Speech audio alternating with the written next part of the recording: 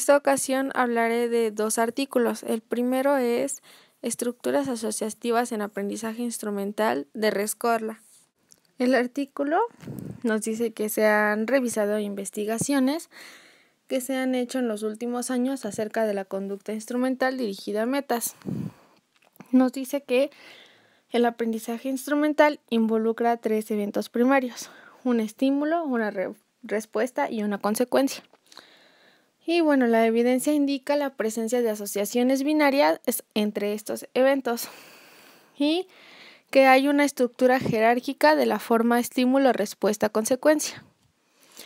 Además, nos describe la forma en la que se trabaja en estas investigaciones, como el uso de ratas que se ponen en cajas operantes donde se les entrega sucrosa o pellets contingente a una respuesta como presionar una palanca o jalar una cadena. Normalmente esta contingencia se da en presencia de una luz, un ruido o un tono. Y lo interesante de este fenómeno es cómo hay un incremento en la respuesta del organismo, en este caso la rata, cuando se presenta el estímulo. El trabajo inicial se focaliza en proveer evidencia de cada asociación binaria. El primer tipo de asociación que recibe la atención es la de respuesta-consecuencia, donde nos mencionan un experimento que hicieron Ruth, Colwill y Rescorla en su laboratorio. Este experimento consta de una serie de fases. La primera es el entrenamiento, donde las ratas son entrenadas para emitir dos respuestas con una consecuencia para cada una de estas respuestas.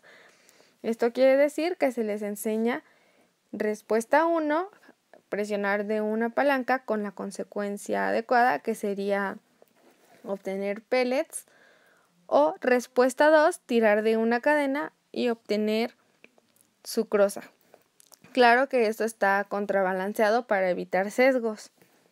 Después viene la fase de devaluación, donde una de las consecuencias es apareada con cloruro de litio, que es una sustancia que es aversiva para las ratas. Entonces, y la consecuencia 2 no es apareada con ninguna sustancia. Y en la fase de la prueba se pone respuesta 1 contra la respuesta 2 sin tener alguna consecuencia y se ve como hay una preferencia de las ratas por la respuesta 2, que fue la respuesta que no había sido apareada con ninguna consecuencia con cloruro de litio. Esto quiere decir que tienen una representación mental de cuando hacían una respuesta, ellas esperaban cierta consecuencia. Y cuando fue devaluada, pues dejaron de emitirla porque ya no estaban obteniendo lo que ellas deseaban. El siguiente experimento es la evidencia de la asociación estímulo-consecuencia. Este consta de una etapa o fase de discriminación donde las ratas son entrenadas a una respuesta común, que sería presionar una tecla con la nariz, que da consecuencia 1 pellets o consecuencia 2 sucrosa. Y estos son presentados, el 1 con una luz y la consecuencia 2 con un ruido. Posteriormente, en la fase de entrenamiento, se entrena ahora a las ratas a presionar de una palanca que va a dar los pellets o la consecuencia 1 y a tirar de una cadena que va a dar la consecuencia 2, que es tirar de una cadena. Y en la fase de transferencia vemos que se le presentan la respuesta 1 y la respuesta 2, esta vez con la presencia de la luz y el segundo con la presencia del ruido, y vemos cómo prefieren la respuesta 1 ante la respuesta 2 cuando se les había presentado la luz, y en la otra parte que prefieren la respuesta 2 porque estaba asociado con el ruido que se les había presentado antes en la fase de discriminación.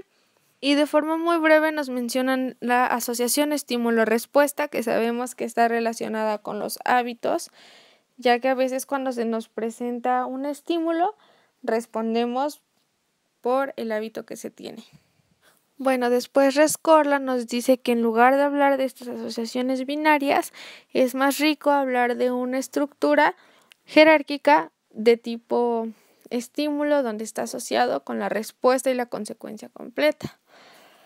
Y que esta estructura responde muy bien a las 3 propuestas que se han hecho, que son las condiciones del aprendizaje, el contenido del aprendizaje y la ejecución del aprendizaje. Rescorla nos habla de 3 fenómenos básicos que dan la evidencia a esta estructura jerárquica. El primero de ellos es bloqueo, que lo explican en el condicionamiento instrumental, con un experimento donde hay una fase de preentrenamiento, donde hay una respuesta con una consecuencia 1 y una respuesta 2 con una consecuencia 2 en presencia de una luz.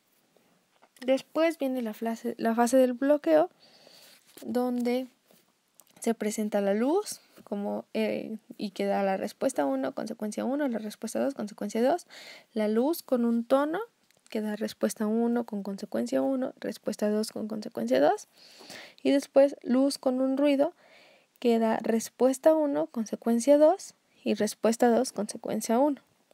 Y en la prueba se presentan el tono y el ruido y vemos cómo responden más ante el tono, ya que el tono está asociado con la respuesta 1 y la respuesta 2 que se expuso en el preentrenamiento. Y bueno, este experimento nos deja ver que las ratas, una misma rata que es la que ejecuta varias tareas y que tiene las diferentes consecuencias, es capaz de jerarquizar respuestas para obtener una consecuencia. Ella sabía que en la presencia de la luz o del tono daba una respuesta con una consecuencia y que el ruido daba una consecuencia 1 y una respuesta 1 con una consecuencia 2. Entonces, ella se hace en la representación de qué respuesta va a dar una consecuencia. La siguiente evidencia es a partir del fenómeno de la contingencia. Como ya sabemos, cuál es el mejor predictor. Bueno, este experimento consta de una fase de entrenamiento donde en presencia de la luz van a dar una respuesta 1, una consecuencia 1, una respuesta 2, una consecuencia 2. En presencia de un ruido, la respuesta 1 va a dar la consecuencia 2, la respuesta 2 va a dar la consecuencia 1. Y en ET, o cuando no están presentes los estímulos, van a responder igual que en el tiempo de la luz, o sea, van a recibir respuesta 1, consecuencia 1, respuesta 2, consecuencia 2, por lo que la luz no es el mejor predictor, ya que cuando no están presentes los estímulos tienen las mismas consecuencias. Bueno, en la fase de extinción, cuando se presenta que cuando responden 1 o responden 2 no hay consecuencia. Y por último, en la fase de prueba se presenta la luz y se presenta el ruido y vemos cómo los sujetos responden más cuando está el ruido, ya que es un mejor predictor que la luz, ya que cuando no se presentaban estos, pues se presentaba lo mismo que con la luz. El siguiente experimento responde a la pregunta de qué condiciones sigue el aprendizaje. En este consta de una fase de discriminación donde se presenta el estímulo 1 y da la respuesta 1 da una consecuencia 1, respuesta 2 da consecuencia 2.